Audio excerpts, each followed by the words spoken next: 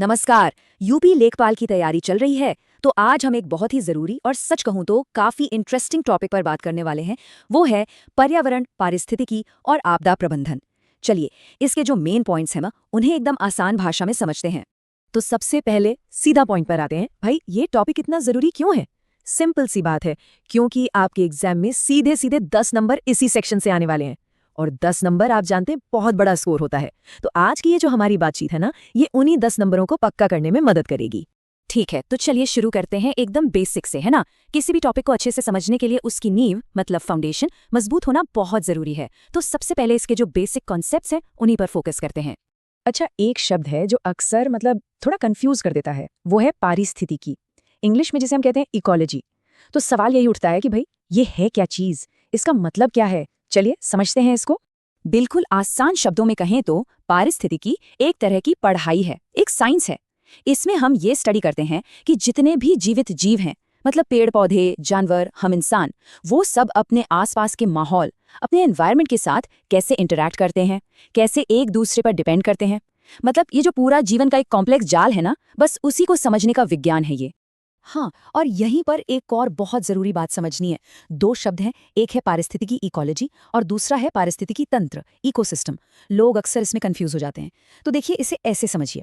पारिस्थितिकी जो है वो तो है पढ़ाई, और पारिस्थितिकी तंत्र है वो जगह जहाँ ये सब कुछ हो रहा है। जैसे कोई जंगल हो गया या कोई तालाब, वो एक इकोसिस्टम है। तो अब जब हमने इकोसिस्टम की बात की है, तो ये भी देख लेते हैं कि आखिर एक इकोसिस्टम बनता किन चीजों से है। चलिए इसके कंपोनेंट्स को जरा करीब से देखते हैं। देखिए, किसी भी इकोसिस्टम में मोटे तौर पे दो तरह की चीजें होती हैं। एक है जैविक घटक, मतलब जितनी भी जिंदा चीजें हैं, और दूसरे हैं अजैविक घटक, मतलब वो नॉन लिविंग चीजें जो लाइफ को सपोर्ट करती हैं।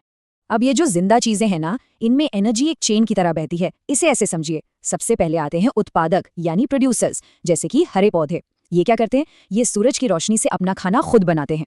फिर आते हैं उपभोक्ता यानी कंज्यूमर्स, जैसे कोई हिरन, वो इन पौधों को खा लेता है। और फिर जब मान लीजिए हिरन की मौत हो जाती है, तो आते हैं अपघटक यानी डीकंपोजर्स, जैसे बैक्टीरिया या फंगस, वो उसे वापस मिट्टी में मिला देते हैं। और ये जो पूरा साइकिल है ना, ये ऐसे ही चलता रहता है। और ये सारी जो जिंदा चीजें हैं, ये टिकी किस पर हैं? वो टिकी हैं अजैविक नींव पर। मतलब सूरज की रोशनी, हवा में जो गैसें हैं, मिट्टी, मिनरल्स, इनके बिना तो लाइफ पॉसिबल ही नहीं है ना। तो ये जो अजैविक घटक हैं, यही पूरे इकोसिस्टम का बेस है, उसका आधार है। तो ये तो हो गए कुछ जनरल कॉन्सेप्ट्स। अब इनको समझने के बाद चलिए उस हिस्से पर आते हैं जो हमारे एग्जाम के लिए सबसे ज्यादा जरूरी है, और वो है उत्तर प्रदेश का पर्यावरण और वहां के वन्य जीव। देखिए, सिलेबस में साफ साफ लिखा है कि उत्तर प्रदेश के पर्यावरण पर स्पेशल फोकस करना है। इसलिए स्टेट से जुड़े जो फैक्ट्स हैं उनको जानना बहुत बहुत जरूरी हो जाता है। आप जानते हैं, उत्तर प्रदेश सिर्फ अपनी बड़ी आबादी के लिए ही नहीं जाना जाता। यहाँ की जो बायोडाइवर्सिटी है वो भी कमाल की है, बहुत रिच है। और इसी अनमोल कुदरती खजाने को बचाने के लिए स्टेट में कई वाइल्ड लाइफ सेंचुरीज बनाई गई हैं। और एग्जाम के पॉइंट ऑफ व्यू से ये नाम इनको तो याद करना ही करना है। जैसे सोहेलवा हो गया, हस्तिनापुर, राष्ट्रीय चंबल अभयारण्य, ये कुछ मेन सेंचुरीज हैं जहाँ स्टेट के अलग अलग तरह के पेड़ पौधे और जीव जंतु पाए जाते हैं। और एक बात याद रखिएगा, इन सेंचुरीज का काम सिर्फ जानवरों को बचाना नहीं है। नहीं, ये असल में पूरे इकोलॉजिकल बैलेंस को मेंटेन करने में मदद करती हैं। जो प्रजातियां खतरे में हैं उन्हें बचाती हैं, और हमारी जो ये नेचुरल हेरिटेज है ना, उसे आने वाली पीढ़ियों के लिए महफूज रखती हैं। चलिए, तो अब तक हमने बात की पर्यावरण की। अब सिलेबस के दूसरे बड़े हिस्से की तरफ चलते हैं, और वो है आपदा प्रबंधन यानी डिजास्टर मैनेजमेंट। और ये सिर्फ पर्यावरण को बचाने की बात नहीं है, ये सीधे सीधे लोगों को बचाने की बात है। भारत में डिजास्टर मैनेजमेंट की फील्ड में ना एक बहुत बड़ा टर्निंग पॉइंट आया साल 2005 में। इसी साल आपदा प्रबंधन अधिनियम पास हुआ था। ये एक लैंडमार्क कानून था जिसने आपदाओं से निपटने के हमारे पूरे तरीके को ही बदल कर रख दिया और एक प्रॉपर सिस्टम तैयार किया। और इस कानून के तहत एक बहुत ही क्लियर स्ट्रक्चर बनाया गया। देखिए, नेशनल लेवल पर हमारे पास है एनडीएमए यानी नेशनल डिजास्टर मैनेजमेंट अथॉरिटी, जो पॉलिसीज बनाती है।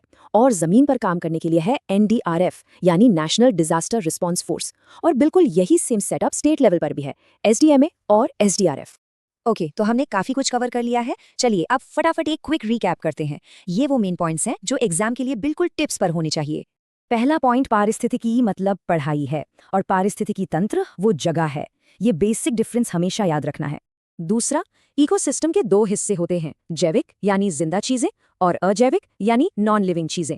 तीसरा, यूपी स्पेशल पर पूरा ध्यान देना है। हस्तिनापुर और सुहेलवा जैसी वाइल्ड लाइफ सेंचुरीज के नाम जरूर याद रखें।